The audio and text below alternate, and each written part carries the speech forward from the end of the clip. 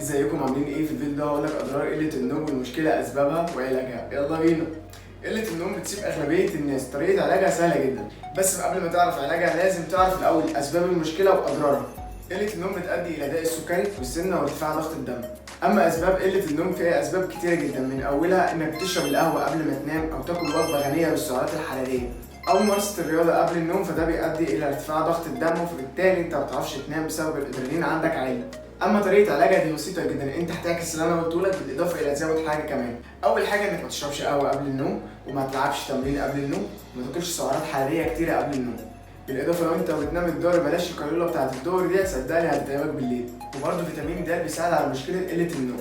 بقول لك ايه، انا حاسس ان انت لسه ما اشتركتش. ما تشترك يا عم، انت خسران حاجه؟ مش بيكهرب والله. بس كده، ده اللي كان عندي اقوله لك النهارده. اتمنى تكون استفدت بالمعلومات اللي عندي. متنساش تعمل لي لايك وفولو وتشوف الفيديوهات القديمه.